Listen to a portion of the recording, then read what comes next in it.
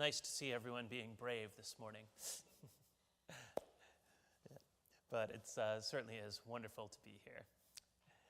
Now, I had a time a few weeks ago when I'd been working very hard and I had quite a few extra hours in, and so I really needed a nap.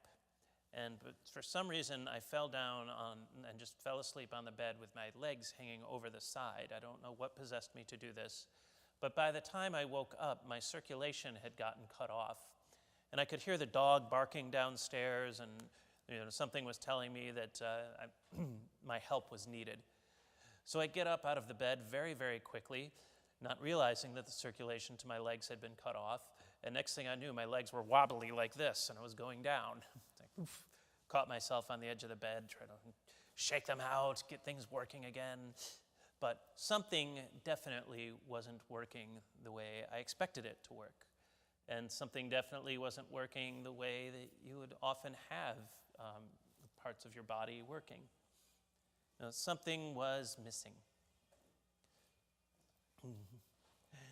Just like what we see as our condition in human families, that in many parts of creation, the very thing that makes us work as human beings, that makes us fully alive and living human beings in all of God's creation, that is God's goodness, just seems to be missing. It's been cut off. It's not quite there the way it should be.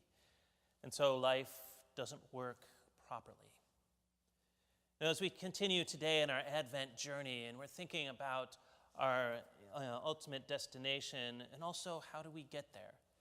Our ultimate destination really is creation being completely filled once again with all of God's goodness. Not just a little bit here and there, not just some bits where God is over here and God is not, but all of creation completely full. And we're functioning the way we are meant to function. And the way that we get there is not through any power of ourselves, even though we do cooperate with it, but through God's ongoing work through the church. God continuing to pour out his grace into human hearts and minds and souls so that we ourselves are filled. This not a circulation of blood and nerves, but a spiritual circulation, where that which is always present anyway, because it is God and God is everywhere, omnipresent, but that it flows and penetrates and makes us fully alive as human beings. But it doesn't always feel that way, does it? You just turn on the nightly news, and it's like, in church we come to have the good news. It seems like when I turn on the nightly news, it's bad news. So look at how terrible this is, look at how terrible that is. And it can get very discouraging. It can also be discouraging and to say it's not always easy to tell that God is making a difference. And this is part of our human condition. We don't always see the things that are happening. And certainly we are no strangers to that. And also human beings throughout all of history are no strangers to that. I find in our gospel story this really interesting part where John the Baptist has been in prison and he sends word through his disciples to Jesus saying, "Are you the one who is to come?" Basically, and you can imagine what it was like for him. He knew his job was to be a prophet, to go out into the wilderness. He was baptizing, and he also spoke the truth. In today's day and age, you might say he's someone who spoke the truth to power. And the way he did that was by saying something to King Herod, who was arguably one of the most powerful people in the land that time. And as such, Herod did not see fit to follow basic rules. And so, within his incredibly dysfunctional family, Herod had a brother named Philip, and Philip had a wife named Herodias. They weren't very creative in all their names, because you had Herod, you had Herodias, so on and so forth. And Herod decided that he liked Herodias and said, might think she's very attractive. And I don't know exactly what happened. The Gospels don't tell us, but at some point Herodias left his brother Philip and came and started living with Herod and married him. And so what happened was Herod came to John the Baptist, wanted to hear the word of God, and John the Baptist's first words to him were, "It is not okay for you to be taking your brother's wife." It's like, this is just basic stuff. You just don't do this. And so Herod, not being a very humble man, said, "Who are you to question me?" Had his guards arrest him, threw him into prison. So you can imagine him sitting there saying, how did this happen? How am I sitting here suffering? I have a precursor to the Christian martyrdom. And saying, did I do the right thing? Should I have kept my mouth shut? No, should I have just found a way to keep on going? No, but here I am in prison. Was it all worth it? So he sent messengers to Jesus, essentially saying, please tell me this was all worth it. Please tell me that I did what I needed to do, and you genuinely are the Messiah. And Jesus said, all right, go tell him what you see. The blind see, the deaf hear, the lepers are cleansed, and the poor have good news preached to them. And when I look at each of these things that Jesus mentions, the blind, the deaf, the lepers, and the poor, something terribly had gone wrong. And I was reminded, thinking just of the blind myself, because I had my annual eye doctor appointment the other day. And I wear contacts, as many of you know, but just to give you an idea of how badly my eyesight has gone, a couple of years ago I was in the eye doctor's and I said to him, what's my vision uncorrected?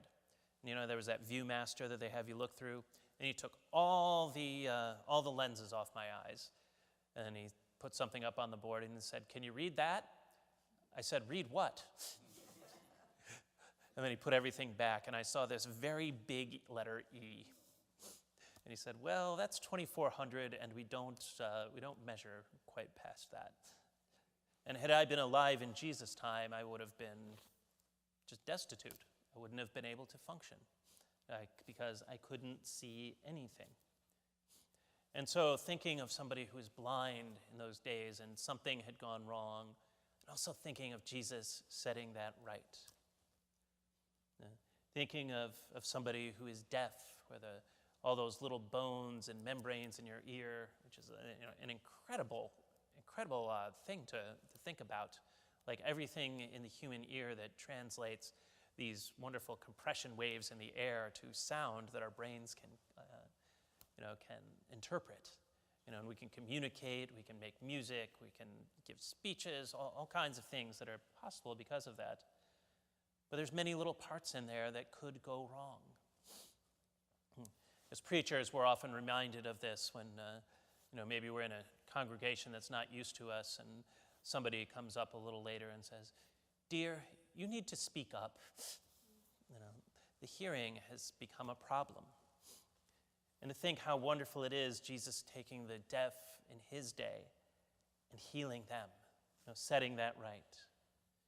And same for the lepers, same for the poor. The things that had gone wrong are now being restored. And these are all examples of God's goodness pervading all of creation.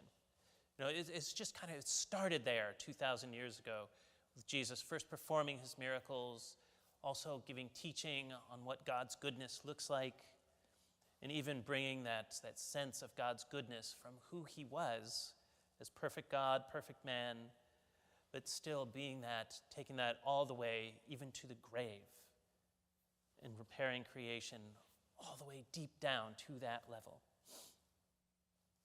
Sometimes there's always the question of those like, well, why can't these miracles just keep happening? Wouldn't that be great, somebody coming in, unable to walk, for example, and we can just heal them right away. Or I would love it if somebody could just lay hands on my eyes and I wouldn't have to wear contact lenses anymore. Or I wouldn't need reading glasses when I go to read my prayer book. And that would be nice.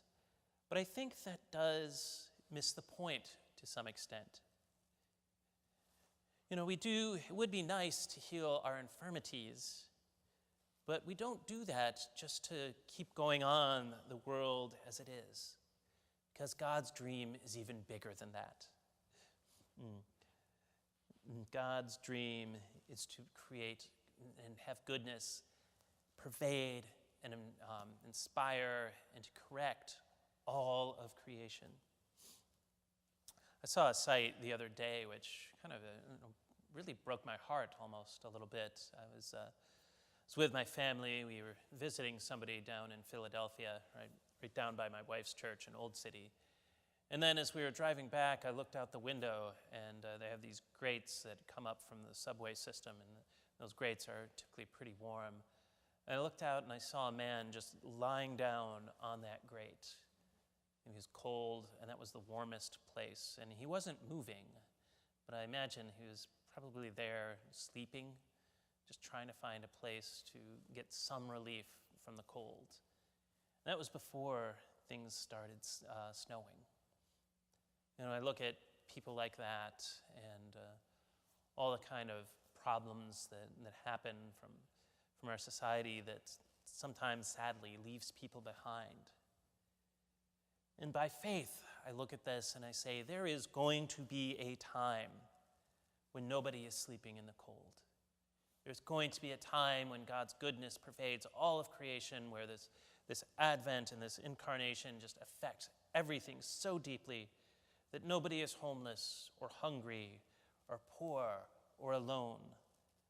And that all those problems that seem inevitable by today's standards are going to be solved so well that we'll probably look back on them and say, why did we allow this to happen for so long? Why was there so much suffering that didn't need to happen?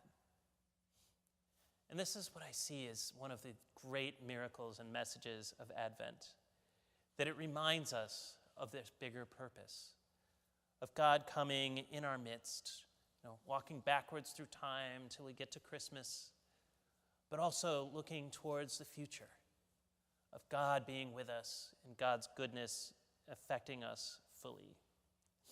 Because God's vision is to restore all of creation filled with his goodness. The Gospels that we read of Christ's first coming give us all these examples of what it looks like. They're like an arrow pointing us towards God's dream. But in the meantime, we continue to listen. We come together despite the weather here today. We come together. We hear God's word proclaimed. We allow it to penetrate us and to affect not just ourselves, but how we see the world. And we go and respond through our outreach, through doing good, through helping our neighbors, and also by hoping for this glorious future.